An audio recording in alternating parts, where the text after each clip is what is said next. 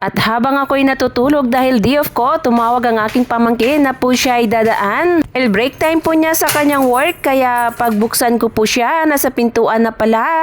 Welcome po, Miss Nisi. Happy talaga yan sa tuwing makikita niya ako kasi daw sabi niya may kakwentuhan na siya.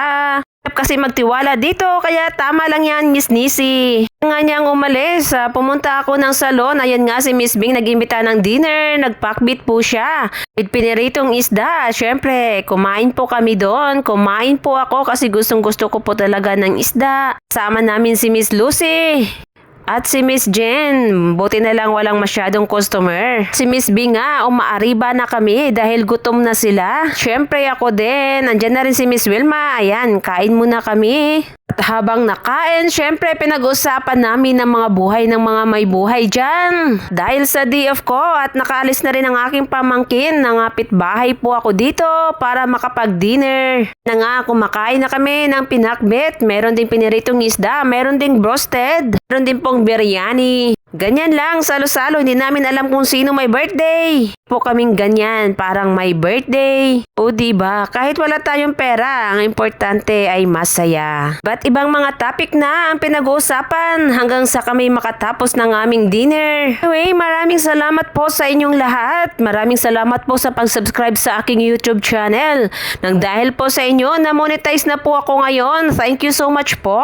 Maraming salamat po talaga sa pag-play sa aking mga videos. Thank you so much. Mga ka-OFW sa Barin Vlog dyan. Anyo po kami, kakain po muna kami after ko pong kumain. Bababa po ako mamaya, pupunta po ako doon sa aking pamangkin kanina. Dadalawin ko po siya sa kanyang trabaho. Naman mag-surprise sa kanya kasi sinurprise niya ako kaninang umaga habang ako'y natutulog. Biglang kumatok, andyan na pala sa pintuan. Babawi din ako sa kanya. Latin ko siya doon sa kanyang trabaho maya-maya pa after kong kumain. Tayo lang talaga si Miss Wilma dyan. Ayaw niyang umupo para daw pagkakain na hindi mastak sa kanyang tiyan. Hindi siya lalaki. At si Miss Bing's Vlog mukhang hindi mabubusog kasi panay kwento habang kumakain. Panay salita siya. Samantala si Miss Jean. Mulubo na si Miss Jean. Grabe po yan kumain. Ang nagdidebate pa ang mga dating namin dyan. Masarap talaga kumain pag may mga kasama at pag marami kayo, pero pag ikaw lang mag-isa, kahit gaano pa kasarap ang iyong ulam, mawawalan ka po talaga ng gana. Pero ako sinasanay ko ng aking sarili. Sanay na nga ako sa ilang taon na ako dito sa Bahrain. Lagi pong mag-isa tuwing kumakain. Nayan lang yan. Kikisama din ang mga customers, wala din may pumasok. Pero nung after namin kumain, labas-pasok na ang kanilang mga customers, kaya naging busy na sila at kaya ako'y bumaba na din. Ganyan kasaya ang mga ladies sa salon. Maraming salamat at solve ang ating dinner. Kulang po ng isa dyan, isang Indian staff nila, si Miss Maya. Bumili nga siya ng kanyang pagkain na Indian food. Makisabay na din sa amin. Dahil sa gutom na kami, kaya nauna na kami habang inaantay po namin siya. Ang nagmi-meeting talaga ang dating namin dyan. Lahat sila naka-uniforme. Si Miss Jean at si Miss Lucy talaga ang pinakahuling kumain dyan, pinakahuling tumayo. Wilma ang nauna. I-diet po si Miss Wilma at syempre ako ang sumunod dahil diet na din. Pangatlo si Miss Bing's Vlog. Ayaw pa nga tumayo ni Miss Bing's Vlog pero napadami na siya ng kain kaya tumayo na lang siya. Si Miss Jean talaga, banat lang ng banat. Anyway, maganda naman tingnan sa'yo, Jen. Maganda ka naman tingnan pag mataba kasi matangkad ka naman.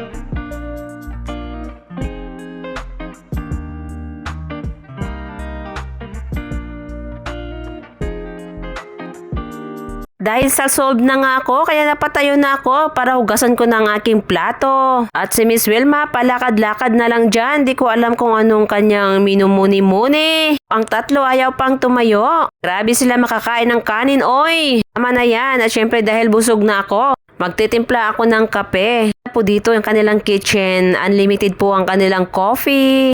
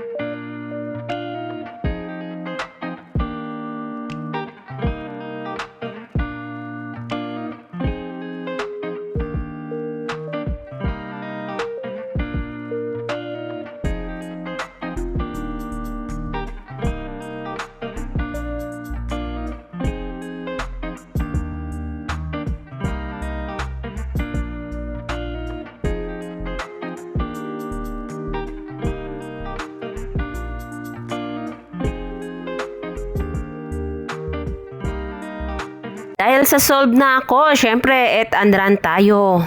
Baba na nga ako ng salon at ako'y pupunta sa aking pamangkin. Bibisitahin ko siya sa kanyang trabaho.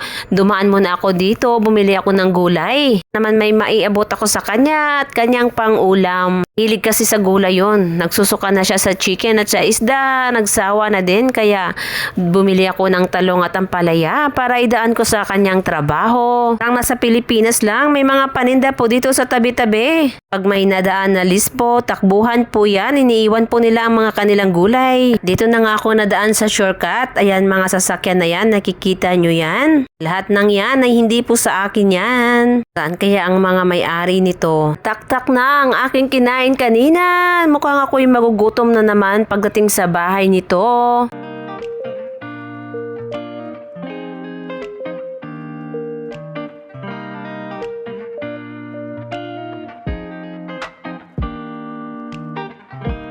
Andito na nga ako papasok kung saan nagtatrabaho ang aking pamangkin. Hindi po niya alam na ako'y dadaan. Kaya isusurprise ko siya ng video. Ayan po siya sa counter. Hindi ko na siya dinisturbo. Baka siya ay mag-abuno pa sa counter. At mukhang seryoso nga po siya dyan kasi nga merong customer. Ayan, bilangin mo ng maayos, Miss Nisi, para iwas abuno. Aba naman, magkano din yan kapag ikay nag-abuno? Ito nga ako nagtago sa likod ng customer niya. Pero nahagip po niya ako, nakita niya ako kaya nakasmile na siya dyan.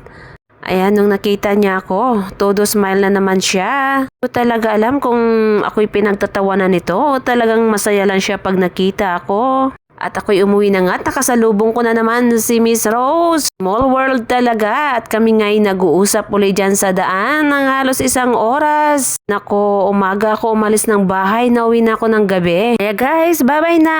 Gabi na dito, mag-alas 11 na ng gabi. Maraming salamat po sa inyong lahat.